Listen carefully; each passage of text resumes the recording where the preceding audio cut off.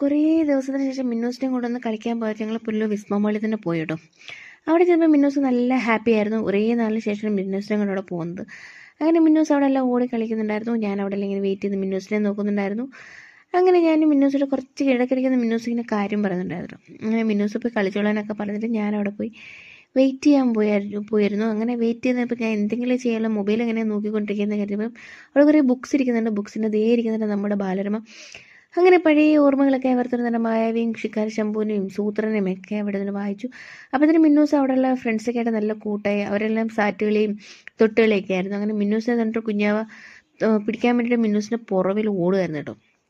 അങ്ങനെ അവർ ഭയങ്കര ഹാപ്പി. അവരെല്ലാവരുടെ നല്ല കളിയൊക്കെ കഴിഞ്ഞു. അപ്പോൾ സമയമൊക്കെ ആയി നമ്മളവിടെ നിന്ന് ഇറങ്ങിയപ്പോൾ തന്നെ പുറത്ത് നല്ല മഴയുണ്ടായിരുന്നു. അപ്പോൾ ഇതിന് അമ്മ വിളിച്ച് പറയുന്നത് കുറച്ച് ഉള്ളി മേടിച്ചുകൊണ്ട് വരണം. അങ്ങനെ ഉള്ളിയൊക്കെ മേടിച്ച് മിന്നൂസിന് ഷവർമ വേണമെന്ന് പറഞ്ഞു. അങ്ങനെ ഷവർമ മേടിക്കാൻ കയറിയപ്പോൾ ഞാനൊരു സിപ്പപ്പൊക്കെ കഴിച്ച് മഴയത്ത് സിപ്പപ്പ് കഴിക്കാൻ എന്താ രസമല്ലേ.